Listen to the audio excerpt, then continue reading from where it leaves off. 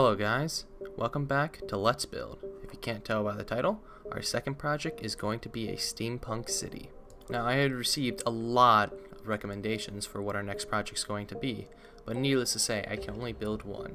And because the Minecraft subreddit has a ship challenge building going on, that's what we're going for. We're going to build a ship, an airship, that's going to complement our steampunk city.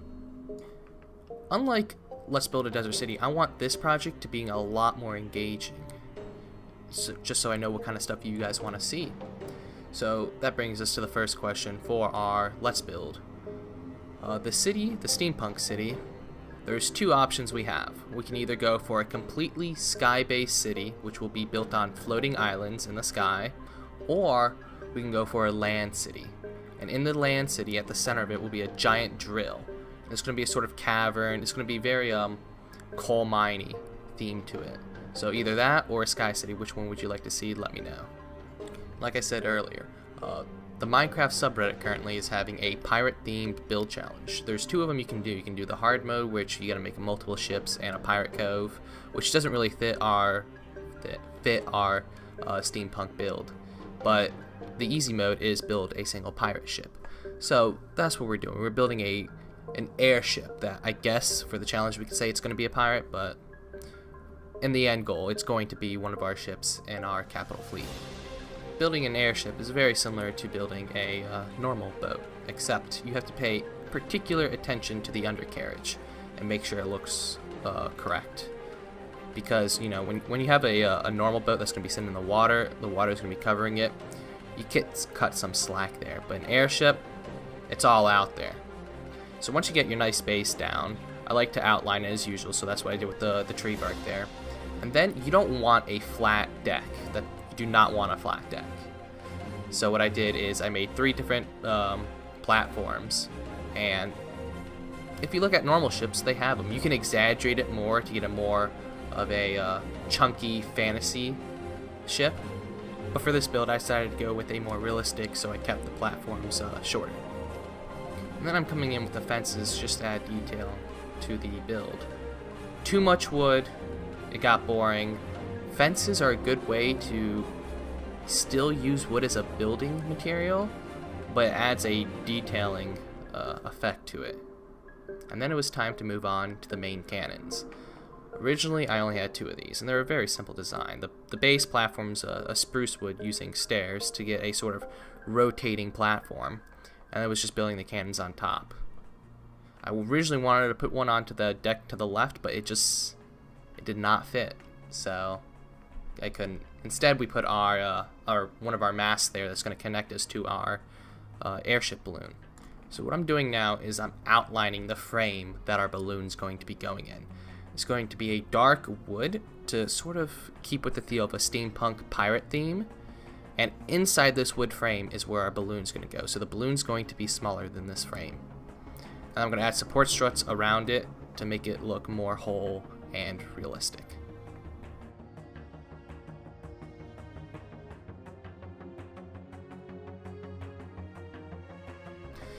I will have to say, making the balloon for this airship was super tedious on the level of our onion-shaped roof and our Republic Hall. I had to go out to the internet and look up a ellipse tool that helped me make perfect ellipses in Minecraft. And from there, it was just reverse engineering down until all the sides connected. Needless to say, it was a pain, but you can do it.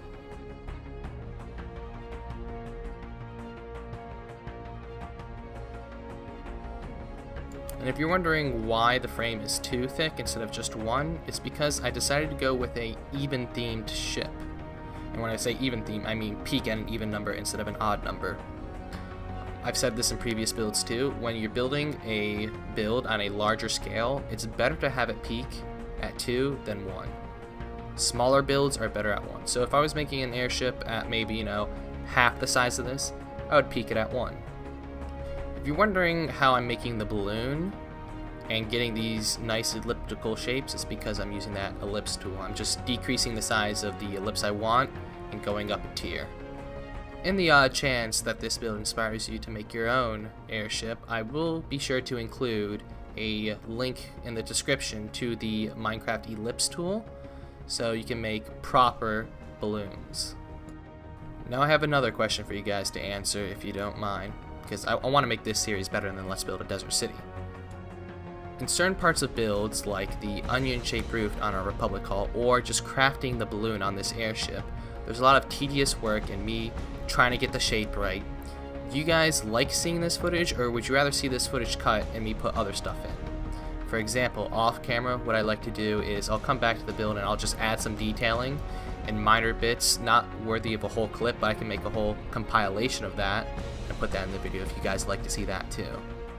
Just let me know.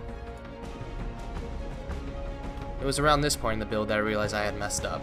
The front part of the balloon became just a pure 1x1 block slant, and it wasn't circular. So I came to the main base part on the right, I made a circle part, and I just helped diffuse it naturally, so it made it look more round. I don't know how to explain it. It was a pain in my ass, and yeah. And then it was off to copy and pasting that part to all the other different quadrants of our balloon, because there's no way in hell I was going to craft that again from scratch. And then I wanted to come in with some braces to make sure the balloon did not escape from this frame. Not only do the braces provide a realistic benefit, realistic as if gravity is real in Minecraft, but you know what I mean, a practical use, but also is a detailing effect because it helps break up that plain white balloon.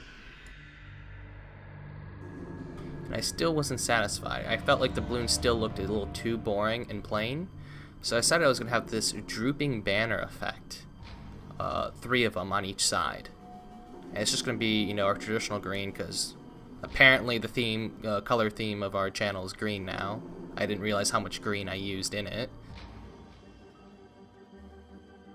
As for what I'm doing exactly with the cloth, I'm literally just layering it on top of the white cloth. It's that simple. And it's a really nice effect too.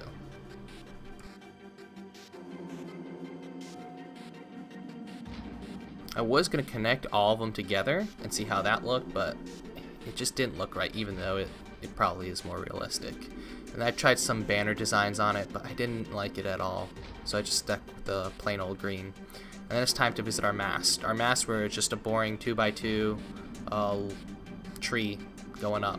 So I had some fences, some stairs, and it's a very different column compared to our Desert City build. The top is a lot thicker compared to the bottom.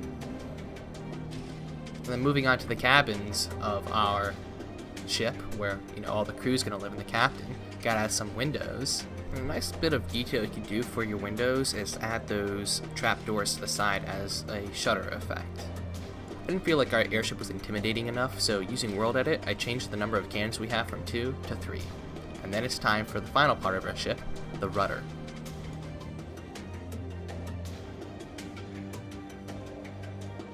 And yes, I know, this rudder's backwards. I realized that pretty early on, but I was just too lazy to go ahead and undo it. I figured, you know, I finish up the rudder and then I'll copy and rotate it back to its normal direction.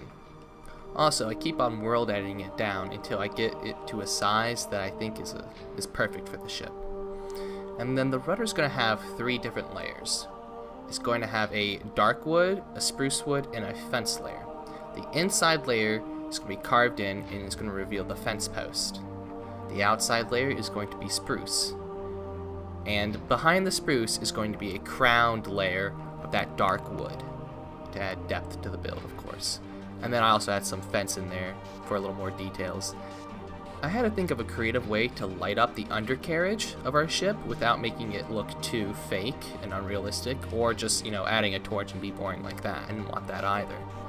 So what I decide on is I create this rope effect with fence posts, and at the bottom of it I hang a glowstone, and I repeat this 2 times on each side. And with that, our airship is finished and our first steps towards our steampunk city have been completed. And I really do want to hear your input about the 2 questions I asked earlier in the video. I want to make Let's Build a Steampunk City way better than Let's Build a Desert City, and I need your guys' help. And that's it. Thanks for watching. If you've liked this video, subscribe, like, favorite, and I'll see you guys next time. Bye then.